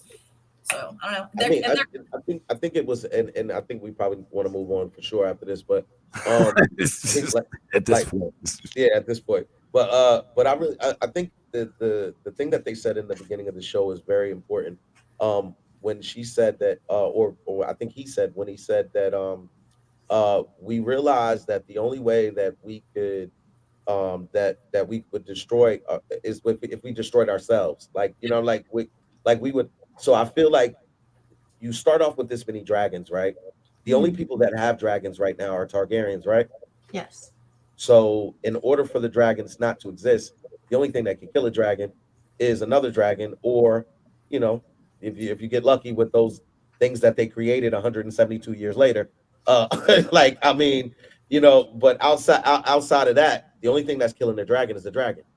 So they're telling you right there in the beginning that the downfall of this whole society is themselves. It's them, themselves. They're their own downfall. So if that answers the question.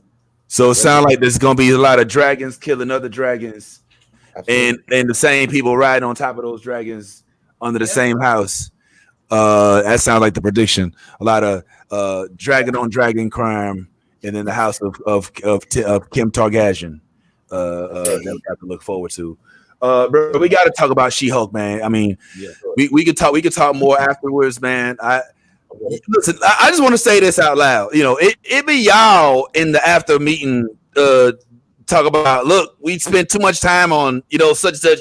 You answer questions, you ask the question, then y'all did this week. Okay, I from like 45 minutes ago was like, hey, let's move on. And then yes, well, wait, such, and then so not me this week. I ain't getting a lashing. You know, I mean, I already got mine. So, but speaking of lashings, this young lady in this show is waiting for the classic Vince Taylor segue. Hey, has been known to dish out a lashing or two. Oh yes, you know who I'm talking about. I'm talking about She-Hulk, and whenever I can find her. Damn it. I'm talking. That's the old one. I put up a new one. Man, what? All right, there you go. I'm talking about She-Hulk, baby. And this week we had us a good old episode of She-Hulk. I watched it. I'm assuming y'all got a chance to watch it as well. I'm gonna go ahead. I'm going to take this off of the screen, and I just want y'all to give me thumbs up, thumbs down, or give me a meh for the episode. Let me know. I'm bringing this down in 3, 2, 1, and I got nothing. Damn. Ties. We can't see it.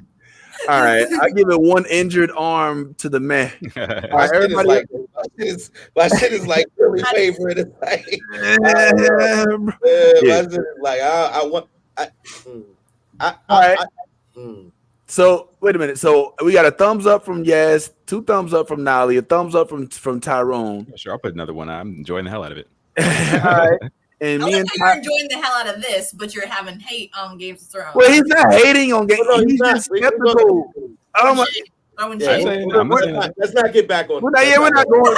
We've already left that street. Come on, man. So, Talim, am I correct? You were kind of like me, or you were? I've been mad from the get, but let me clarify why. Right, the show itself is really good. I want to put that out there. My problem is I don't like the CGI they're using for She-Hulk. Terrible. It is absolutely, and it is appalling that Marvel, a successful company with the money that they have, did not realize some before production or at the end of production, like, hey, nobody in the CGI department noticed that it looks totally different from Hulk. Hulk has texture. Why does she not have texture? Like, why is it that I look at Hulk and I can see like hair on his face, all of this kind of stuff, but when I look at hers, it looks like a pasted CGI thing, and even her movements. I don't know if you guys like pay attention to that. When she's She-Hulk and she moves, there was an instance where she walked up the steps into her parents' house last night, and she like glided. It almost like she glided up the steps, and I was like, "What the fuck?" So I pay attention to stuff like that when it comes, especially for Marvel. I hold Marvel at a little bit of a higher standard than I would hold any other company, just because of the level of success that they've had. So for me, it is just the CGI effects of her. I think everybody else around the story of She-Hulk is absolutely superb. I love the Emil being brought back into the MCU, or brought, you know what I'm saying? Well, not brought back because he never left. But you know what I mean? I love what they're doing with everybody else on the show. And I keep saying this every week. She-Hulk is successful because each week you're going to see somebody else new. I bet you guess who we're going to see next week? Juan. We're going to see Juan next week. We're going to see, like, in the week after that, we'll probably see Daredevil. And then the week after that, we might see Hawkeye, since her dad keeps asking so many questions about his fucking arrows. So, like, yo, I'm just saying. I said it before, and I said this to Tyrone before. I love everything else around. I don't necessarily like the She-Hulk character itself. I don't think as a standalone, I don't like that. But everything else that comes around it, great show. I have to agree with Ty here. The CGI is distracting. It is surprisingly lackluster. Don't get me wrong. For the art, the animation department, I do understand the level of complexity that goes into having to deal with a character who has a full-on face, unlike, you know, say Iron Man, who is also CGI, but since he's a robot, you know, it's harder to really, you know, you don't have to worry about like his facial movements. So I get the level of difficulty that this ensues, but like Tyrone says, we're dealing with probably the richest brands on the planet, Disney and Marvel, all combined. If anybody could come up with the money to make it so, and just to kind of, they do it seamlessly. I don't want to say seamlessly, but damn near seamlessly with the Star Wars shows. They have completely CGI characters, and it doesn't distract us. You know, Grogu that's not a puppet. That's not that's. Oh no, it is. That's practical. Yeah. It's a puppet.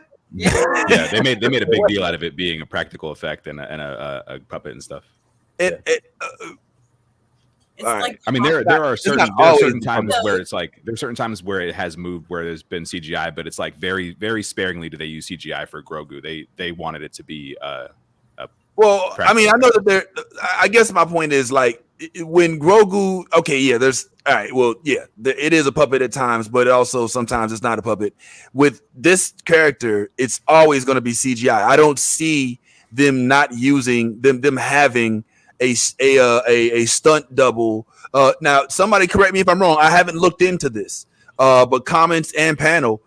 Do we are they doing this the same way they did Jar Jar Binks, where it's somebody in a live suit, but then they modify the head with the CGI? I got the sense that they were doing something like that, but I can't really tell, and I haven't looked it up as of yet. It appears to be a completely full body CGI piece of work in this, given the size of her and whatnot. So I don't know, but the fact of the matter is that it's distracting to me. That it's not seamless. And let me say this real quick, just to defend myself and Tyrone real quick.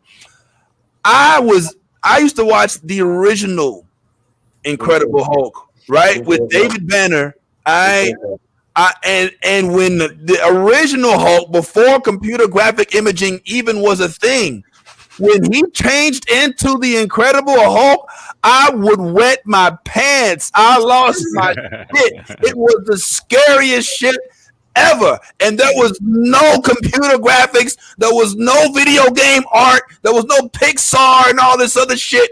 They did it with just ripping clothes, Lou Ferrigno, Bill Bixby, and just screen like special effects. And I still was like, oh my God, it's like it freaked me the fuck out. I'm just keeping it 100. Like my cousins, some of which may be watching right now, used to threaten me with the Incredible Hulk. Vinny, quit playing around, or I'm gonna lock you in the room and make you watch Incredible Hulk. No. Like that was so scary. So I guess my point is, in the new age of Smart Hulk, all right, and Smart Hulk now giving us, She-Hulk, have we lost that scary Hulk aspect of it? And do we also lose a sense of that with it being completely CGI? When's the last time you were afraid of the Incredible Hulk? When's the last time you really felt like, oh shit, it's Hulk? That hasn't happened. He's become so comical, so impotent, so to speak. And now he's passed that on to She-Hulk. And I fear, Ty, that that's kind of the intent. So that's what my lack of now, all else aside, I love the fact that they brought in Abomination. Excuse me. I love the fact they brought in Abomination. That character was so slept on, so needed to be brought back. Tim Roth himself as the Abomination, so brilliant. Tim Roth is freaking brilliant. You know what I'm saying? This dude, for those of y'all who don't know, he was in a movie with Tupac. He was in one of Tupac's last movies, Gangland. A lot of movies. This dude killed it. So I'm not opposed to the way the show is going, especially as I am a fan of Marvel increasing their brand. I'm not of this whole Marvel's doing too much thing. I think it's a bunch of bullshit. They weren't saying that when the shows were on Netflix. It's just because they don't like Disney. Mm-hmm. So I like the fact that they're bringing She-Hulk into the let's just say the informal Marvel Cinematic Universe. You know what I'm saying? And she actually is true to her comic book character. I am hopeful that the representation, Ty and I think are the same belief, that the representation of it screen-wise has to be tip-top up to par. You know what I'm saying? Because for me, it's distracting. Tyrone, I mean, yes, are we off our rocker? Or are we tripping? Is this WandaVision episode 1 and 2 again? Or oh my God, definitely not. We're not even gonna go back to that black and white conversation with Bad Tie right now, okay? Because that's just gonna we don't have another hour to argue about it. So, but no, I really think the reason why the CGI just looks so different and everything is if you look at Hulk, he's got facial hair and stuff like that, and you can't really CGI, this in the texture of the facial hair without making him look more real. She doesn't have any fucking hair. You know what I'm saying? So how are they supposed to do that? Women have really smooth skin. You know what I'm saying? Especially with makeup on and stuff like that too. So I see where they had a little bit of complications with making her look more texturized like the Hulk does, because he's got fucking hair. And you can see, like you said, the hair. You know what I'm saying? You can see it in his face. Right. You can see it on his arms. You know what I'm saying? You can see it with her. She's a woman. We have really... I mean, let me interrupt you real quick, Yaz. and I think I speak for Ty too. It's not just She-Hulk's anime. It's both of them. Like they both. I get it. I'm just saying, but like that's a lot of like where I look at the difference of them, and like also the color too. She's like radiating green, and he's like a little toned down. You know what I'm saying? So it like the difference of them. You know what I'm saying? There's definitely a lot of things that while they were doing the post credit, like they were watching everything to finalize everything. Someone could have been like, hey, someone's gonna say some shit about this, and we're gonna get some backlash on this shit because like we have the most epic, fans, and they're going to say something, you know what I'm saying? So that definitely, I feel like for sure in production, like that could have been better. But at the same point in time, like you got to understand where I'm saying, like women have different textured skin than men do. So I would see where that would be a little bit of a complication, especially she's like a fucking, you know what I'm saying? She's this green fucking, you know what I'm saying? Like this radiated woman. So it's kind of hard to get women's skin to look blotchy and like, you know what I'm saying? Like there's a lot of things that I see there where the complications were, but you're right. Marvel is Marvel. They have millions. It's Disney. They have fucking money shitting out their ass. You know what I'm saying? It's literally coming out their ears. They have so much money, and like you could have paid a YouTuber to done this CGI a lot better. Yeah, you know what I'm saying? So I agree with you guys on that for sure. But I also agree with there was a lot of issues. And yeah, they could have found somebody who was like worked a little harder, on the weekends. You know what I'm saying? Put them extra hours in to make sure this shit looked fire. But hopefully when we see her again or see Hulk again, they'll fix that shit. You know what I'm saying? They'll learn from their mistakes. That's what I'm hoping. I mean, I'm just looking at this scene right here in particular. Like you just look, you know what I'm saying? Like, is that Tyrone? Are we tripping here, Tyrone? I know you love this shit, man, but we're not alone in this sentiment. Now, again, it doesn't take away from loving the show. I'm gonna watch every show. I'm gonna love every show, but I'm also gonna be thinking in the back of my head, like, is that the best that what's happening? And just look at the difference in there. And like, Yaz is so right. I didn't even notice that. Look at how that's the first thing I noticed. Yeah, look how defined he is. You know what I'm saying? Look how defined he is. That's why I said his CGI character is more textured. Yes, for whatever reason. For whatever reason, it's more textured. Hers is more like pasty, and even down to their movements. Like even when we see Hulk, doing his stuff, Hulk is supposed to be clumsy and oafy. You know what I'm saying? So it's easier to get away with that with him, as opposed to her, who was professional, a consummate professional. So when she walked into the office and they told her to change into her She-Hulk outfit, or outfit, my bad, change into She-Hulk. That's kind of what it seemed like. But when he was like changing, you have to be She-Hulk. When she was walking into the office, her movement, it wasn't just her look, it was the movement. There's a calibration. Like something is off. Something is off, and whoever did that, they just didn't do their job right. I feel like she like moves like Mars Attack when like, you know what I'm saying? Like yeah. And like remember like the fake women, you know what I'm saying? That like get the president's tongue off and shit, like yeah. When she moves, you know what I'm saying? Like that literally, like when you're saying it, that's all I could think about was like, holy shit, I'm watching the movie again because this is gonna be fucking epic. Nolly, are we tripping? You had 2 thumbs up. She died. She just had to hold it in. It's this, yeah, I feel the same way about the CGI. Like sometimes it bothers me. I'm like, nobody's hair falls like that. The walking is a little weird. It looks very cartoonish. And I really want to be like, maybe they don't keep the same budget for the shows as they do the movies. But if you knew this is what y'all wanted to do, you should have put your best foot forward. Granted, I love the show. Yes. It's a good show. People have high expectations. They don't want to, understand that this is just introductory arcs, because you can't just throw everyone into movies. Like, they got money and they want to make more. Let them expand and introduce everyone slowly. But like the CGI really bothers me. Yeah, man. And it sucks. It sucks that it does. Now, I will say this. I am an outlier on many things, in my opinion. I still don't think that the Fantastic Four reboot should have been shunned the way it was. I think that the race bending was a little too much for people to handle. But I think that Doctor Doom was the best Doctor Doom depiction I'd seen in any series. I do think that I'm an outlier in saying the Eternals didn't suck. Everybody else hated it. I didn't think it sucked. And I'm also one of the outliers in saying that Eric Bana's Incredible Hulk wasn't the worst. No. I actually liked the first one with Jennifer Connelly and I didn't hate it. You know, I didn't learn. It was one of those movies where I watched it and didn't find out that it sucked until I read the reviews afterwards. You know what I'm saying? Now I know it was a little aimless. Huh? The word Hulk movie. For a Hulk, it was a good Hulk movie. I mean, it was the first one. It was groundbreaking.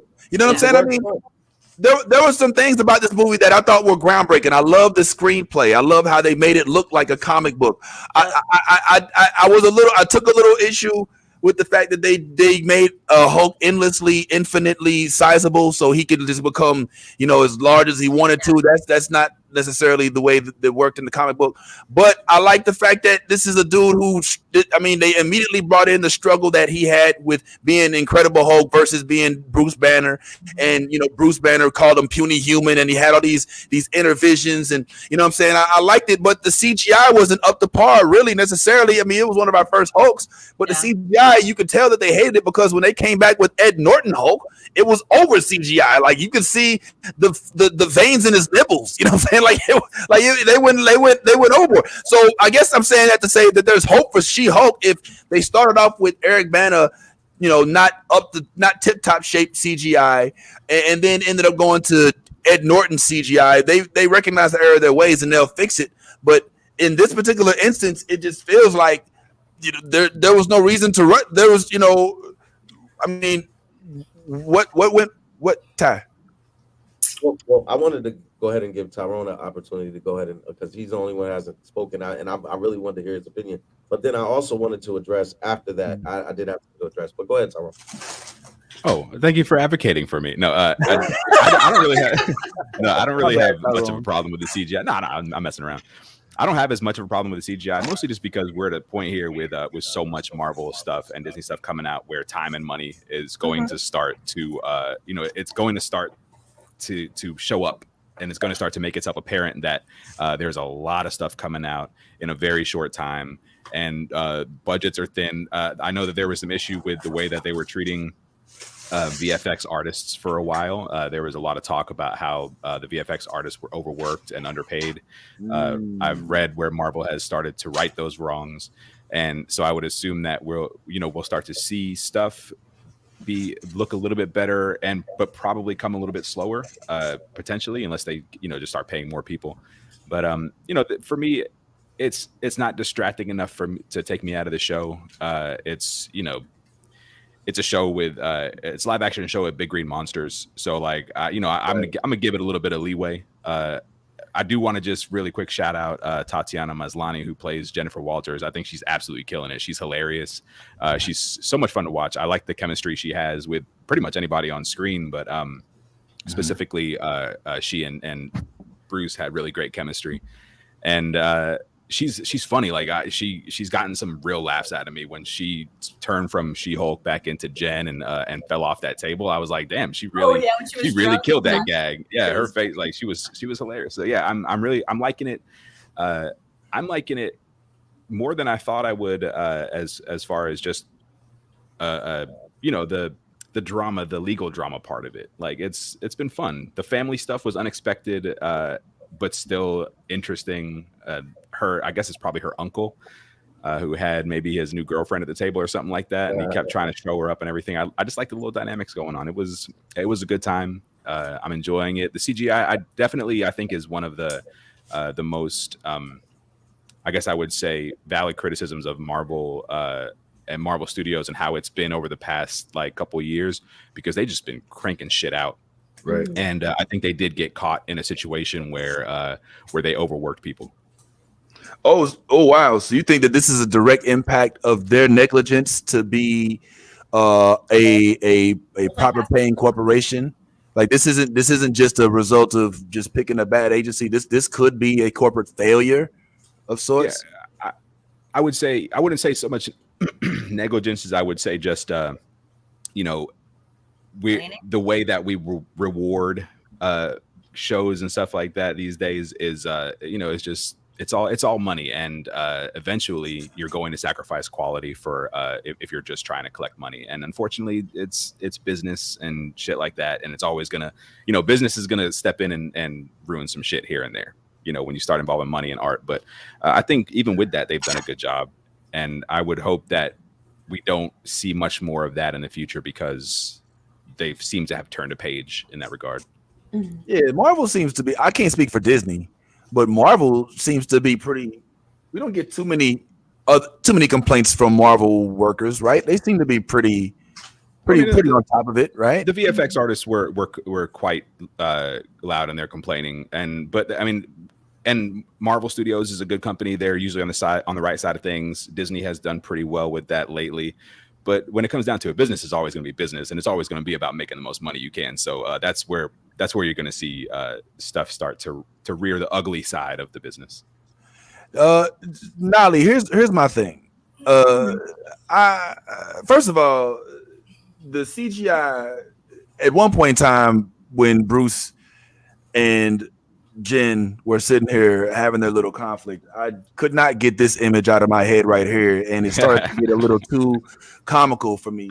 But outside of that, I'm also trying to determine, because there is this. I'm very cautious of crossing the line.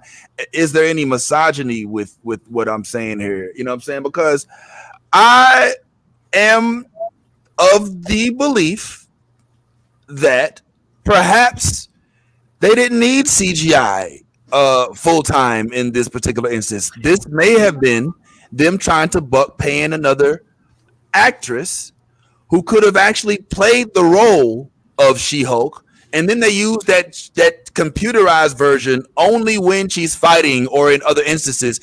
Lord of the Rings-esque. We knew Bilbo was smaller than Gandalf, but they didn't have to make a complete CGI Bilbo just because of the size difference, right? So is this lazy production on Marvel's behalf? Am I tripping? Are we? You know what I'm saying? Okay, that example makes me laugh, only because there were so many times throughout the Lord of the Rings movies where I laughed because I'm like, that's a kid in a wig. You know what I mean? So that I wouldn't go. I think you do run into issues where that happened in their own houses. So let's give them credit, okay? So let's give them a little bit of credit there, Tyrone. I feel you, but let's give them just an ounce, okay? It's an ounce. I know, but I'm saying, but you run into issues with with reality when you do practical effects, because Vince, you asked Nolly this question. Let me shut the hell up. No. You did ask Nolly this question. Yeah. No. Now that I think about it, I kind of agree, because special effects in terms of makeup and what you can do either digitally or with makeup is a lot. Let's look at Vecna from Stranger Things. Yeah. Right. When I first saw him in the trailer, had no idea that was special effects makeup. I thought that was all CGI. So the fact that that's makeup, you could definitely, for normal scenes, have put her in some special effects suit or whatever and had some of it CGI'd, and it probably would look a lot better. It took 100%. 12 hours for Vecna to get his special effects outfit, though. I don't think that they were trying to spend the time and extra extra money to have to do a lot of extra resources. Right, you know what I mean? That's a lot. Oh, get the fuck! We're talking Marvel. Are you? So you're admitting that they short the budget for the show? That's what we have to think about. The budget for the show. Every show has a budget. You know what I'm saying? Has a movie budget, right? You know what I'm saying? What's up, Ty? Yeah. To both of their points, it's like this. Every show that Marvel does now on Disney Plus is not meant to go to big screen. Right. So my budget for certain shows and within Marvel's greater scheme of things is to promote other things that I may be having ideas to put on the big screen. She-Hulk is not going to make it to the big screen. Yes, she is. However, things that happen on her show okay. may be indicative of things that happen on the big screen. Mhm. So she may be what She-Hulk may be from now on a consummate Disney Plus series that always connects things that are going on within the MCU because she's an attorney. She has the ability to be here, there, and everywhere when it comes to all of the different Marvel heroes, villains, things like that that go on within inside the MCU. She's not going to make it to the big screen. I repeat, I say this again, but she will be a very, very intricate part of Disney Plus series moving forward, just like maybe a Kamala Khan, maybe a Echo, maybe those little other series that they're trying to promote, Young Avengers, whatever it is that they're trying to promote, will probably be more exclusive to Disney Plus series, and that's why they didn't invest all of the money that Tyrone was saying as far as hiring another actor and paying them because it just didn't call for the type of investment Right. that would ensue. That's all. That's complete bullshit. That is a sack of bullshit. Number one, that they didn't call for the investment. Look, did you hear D. Russo was on there talking about how Falcon and Winter Soldier broke the bank and was the highest budget for all action shows ever. You know what I'm saying? And Come on. You're making my point. You're also mentioning two individuals that have already made it to the big screen and we'll see on the big screen again. I take issue with that. She-Hulk will be on the big screen. She just won't have a big role on the big screen. She's gonna be like Matt Murdock in No Way Home, where he does these little cameos. I bet you won't. Listen, we can come back here 10 years from now, and I bet you she still will not make it to the big screen. Okay, I'll take that bet. I'm glad we'll take that bet. I will take that bet. She's gonna be in an Avenger, bro. You're off your rocker here. You're gonna owe me some money here, man. Go ahead. What's up? Yeah. Okay, so the funny part about you showing the whole like Shrek and Fiona thing was like, no lie, I went and dug these guys out. We can't see I did it.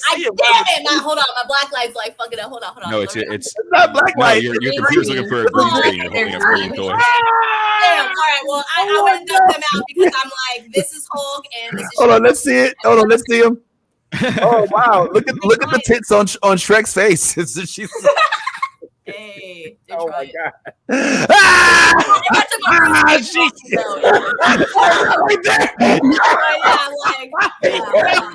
Hold on. Hold on. Let me take the virtual background off. Hold on. Wait. Ready? Oh my god! Did you see the camel toe on She-Hulk's face? Ready? Hold on. Yo, come on. God. Okay, there they are. All right, There we go. All right. That's hilarious. I don't know. I kind of like it better when he looked like an ass. All right, here. We're going back. God just played. Hey, look at those double D eyes on the hilarious. Well done. All right. Well, look.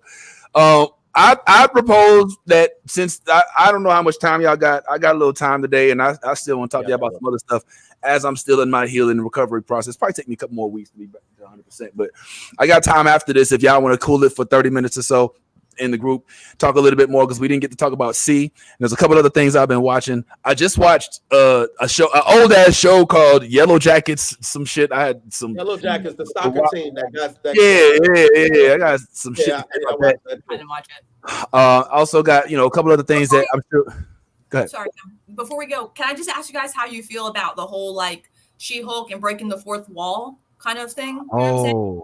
Because I mean, that's obviously it's going to be a big thing with her. You know what I'm saying? Yeah. And like it's another like Deadpool thing. So I just want to see how you guys are feeling about that. Like, are we into it? Are we not? Like how are we feeling about that? Because we haven't talked about it yet at all. I love it.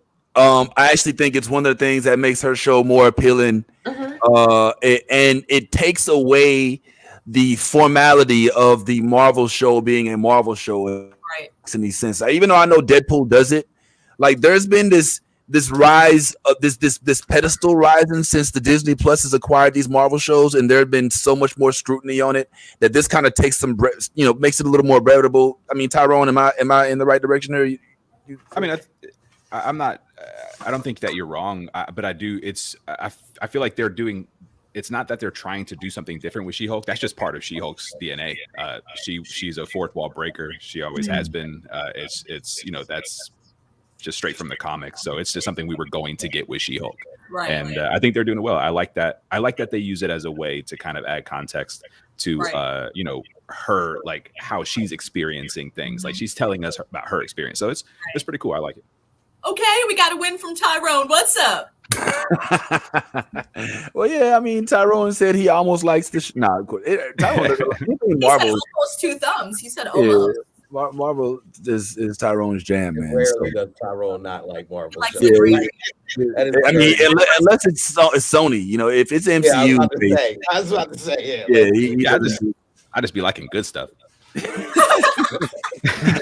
All right, so there's still more to talk about with She-Hulk. Like I gotta say, as far as plot lines go, I really love how they first of all took away the whole secret identity clause in episode 1.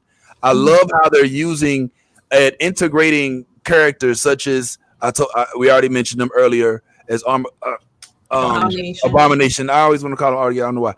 But here's what I love about the implementation of Abomination. God damn it, is that he literally brings together 3 universes. All right. Mm-hmm. He brings together the original Incredible Hulk, who was Bruce, because Bruce Banner was Ed Norton when he fought. So he takes that role. He brings together the multiverse, because at the end of the episode, yes, spoiler alert, this came on Wednesday. I mean, Thursday, you should have been watched it. They show him fighting in Shang-Chi, you know what I'm saying? Because he was fighting in Shang. So he's brought together the original OG Hulk and Shang-Chi now into the Marvel Disney universe with She-Hulk. So he's like done a trip, like all that just by bringing in Tim Roth's characters. So I'm here for how, and that's what I love about Marvel, how they had that symmetry. You know what I'm saying? Synergy. There you go. All that. You know what I'm saying? So I'd like to talk more about that. If y'all don't mind, man, sticking around for a little bit after this. We got to end the broadcast in a second. And we also about her hoish ways. If we should, I'm not sex shaming, but she a hoe. She got some notches on her belt. Time out. She just wants. When you fuck Luke Cage, bro, come on, bro. There's something, she's got. I mean, Jessica Jones, fuck Luke Cage. Yes, and these are the strongest women in like the comics, by the way. Yeah. So I mean, I don't know who goes after that. My question is, what kind of roster does Luke have for his women? Okay. Hey, maybe Juan and got up in there too, bro. That shit like this. We've seen what a miniature man can do from the inside. They don't call me the Sorcerer Supreme for nothing, bro. Goddamn it! He just got to do this and then a little bit of this. Is that one? Like that. That's it. Hold on, real quick, because Stephanie's not here. I'm gonna do what Stephanie would be doing right now. All right. Why is it always me that's got to do the nastiest? I don't know why you bring that out of us, yes, but it is. But yeah, man, we're gonna talk some more about She-Hulk, talk some more about a bunch of other stuff as well, man, and even about C. Aquaman is in his 3rd installment of C. So we're gonna talk about that. We gotta go ahead and get up out of here though, man, because we only got a few minutes before we can reflash it. One time for everybody who's in the comments, we gotta start doing comment of the day. And start giving some folks some. We got to start giving away some of these free shirts that Yaz is over there. Yaz is making shirts like crazy. You got to start giving some of these away to y'all, man. So that's one thing. Please join us. We're going to be on Twitch, YouTube, and in the Facebook group. I think that's where we're going to broadcast. Twitch, our Twitch YouTube page, our Twitch page, not the Comedy Hub one, but we don't. That's just because we didn't get permission to use it for longer. And check us out. on Wednesday. Excuse me. Check out the Multiverse on Wednesday, 6:30. For anybody who wants to join on the Twitch page that is already not a follower, do we have a link? Do we have links? It's New Blerd Order. Everything. If you go to Google and put in New Blerd Order Twitch, boom, it'll come up. But everything twitch.com/New Blerd Order, Instagram, YouTube, everything is New Blerd Order. Sometimes you got to put a "the" in front of it, but pretty much it. To be safe, just go to YouTube. Check us out. We're always broadcasting on YouTube. So we'll meet y'all there in about 90 seconds. From myself, one time for our special guest, Nolly, and which makes sense because the credits will make sense today. Hallelujah. We did it! We fucking did it! So yeah, join us after, man, for some more Vince Taylor, Tyrone, Talim, Nolly, Yaz, and of course Stephanie. You couldn't be with us. We're of course in our minds. Be yourself. If not, you're being inauthentically. I'm sorry, I got brain damage. Be yourself. If you're not, you're being fake. And always keep that red flag fly. The red flag fly. Oh, Sir. Oh, my bad. Keep that geek flag. If you're a geek, go ahead and let that geek flag fly. I don't know, bro. I just really hate Zank if only Ken and Ra too. I find it hard to be Blanca, keep a wee ninja hanging and our uncle album banging. If you negative in energy, then stay out the vicinity of yeah.